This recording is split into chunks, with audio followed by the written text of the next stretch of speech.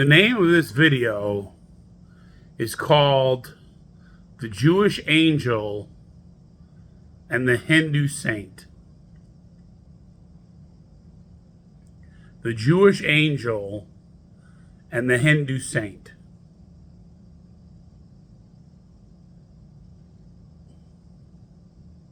I really don't have all this religion stuff figured out at all. Not at all. I really don't understand how people from other religions can be really intimate with God without believing in Jesus Christ, and Jesus Christ be the only way to salvation, which I believe he is. And yet, that's what I've experienced. I've experienced some people, some New Agers, some Wiccans, some Hindus, some Jews, who are very, very evolved in the spirit, who are wise, prudent, and not as wise and prudent, but loving, caring, compassionate, who had fruits of the Spirit galore. And he taught me much. Do I believe they still need to confess Jesus Christ at some point to be totally whole? Yes, I believe that. But I'm not going to deny what I saw in them. That's blaspheming the Holy Spirit. What I saw in them was love. Powerful love. So a lot of things we just have to leave the mystery and paradox, because we're not going to figure it out like in a nice, neat package. Two non-religious, non-Christian religious people in general that I've encountered that really had an effect on me deeply were a guy named Bernie Siegel and a Hindu leader named Paramahamsa Yogananda.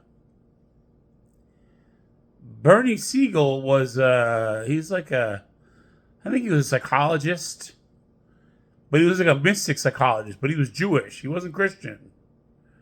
He was like a Jewish mystic psychologist. And he used to do these guided meditations. And I was going through a time in my life where I was really having a hard time. And I would have these things called episodes that were like torment. That's why I say the torment doesn't last forever, because I was in torment. And God took me out of it. So I don't think it lasts for anyone forever. Because these things were like torment for real. They were torment. And for a little while at first, like the first year that I had them, or that I revisited them, Bernie Siegel was the only way I could get out of them. When I had one coming on, I would take two Ativan, and I would listen, I would sit down, and I would listen to Bernie Siegel. And Bernie Siegel would have these guided meditations on like our shadow side and light and beauty and people and all this kind of stuff. And I would listen to the guided meditations, and they would get me out of the episode. And if I didn't have Bernie Siegel, it did not work. I was in those episodes for hours. And those things were like torment. You know, when people suffer, they have a tendency to exaggerate. So when you hear people talk about their suffering and they talk about it in extreme words, they're like, oh, he's just exaggerating. Oh, it wasn't that bad. Trust me, these things were terrible. These things were torment. When people tell you that they've been in torment, listen. Because torment really exists, and it's torment. Like, it's not just suffering, it's like torment. So anyway, Bernie Siegel was like an angel in my life, you know, and he was Jewish. And then another non-religious figure who was really instrumental in my journey was a Hindu yogi named Paramahamsa Yogananda, who wrote Autobiography of a Yogi. And I'm telling you, like, this book that this guy wrote, when I say that it really revitalized my soul, I just had a second psychotic break and I'd gone through all this crazy stuff. And I was really just in a dark space. And I started reading the Bible alongside Autobiography of a Yogi. And I'd say, I used to read the Bible, and I'd be like, I don't even want to read this. I just want to read Autobiography of a Yogi. Because it was so full of stuff that I needed to see at that time in my life. And it was so full of stuff I needed to hear at the time in my life. And so, I'll never forget Bernie Siegel and Paramahansa Yogananda. I've known many non-Christians that were very evolved people. Very evolved people. And I've known many Christians who decided to become not Christian. And I've known many Christians who once believed that Jesus Christ was the only way to salvation, who now believe that he's one of many ways. That's why I believe it's not the end all be all of everything. And that's why I believe that God's going to save us all, because if it was up to what we think, what do we know? We're on a planet spinning around. We don't know how we got here. We can't get off.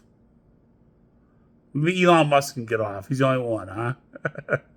But the rest of us are stuck here. And so, what am I saying? I'm saying that we're just not that smart, guys. We're just not the smartest species. And we're a beautiful species. We have a lot of potential, but our salvation really isn't up to us. It's not up to our works. It's not up to our faith. It's not up to our belief. It's up to demand Jesus Christ of Nazareth. And I believe that he's merciful and compassionate. And that he works with each of us according to what's best for each of us. Maybe for some people it's better for them not to believe in him when they're living their earthly lives, and to meet him after they pass on. Maybe that's what's best for them. I don't know.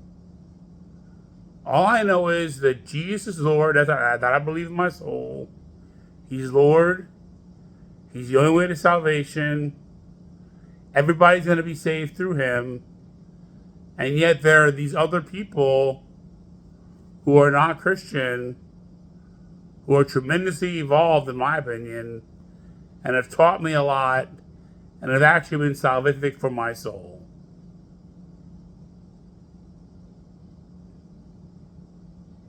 Does it all add up into a nice, neat, McDonald's cone? No. But it is the truth, in my opinion. So, this is Captain Kirk, signing off, saying namaste, and God bless. Peace out.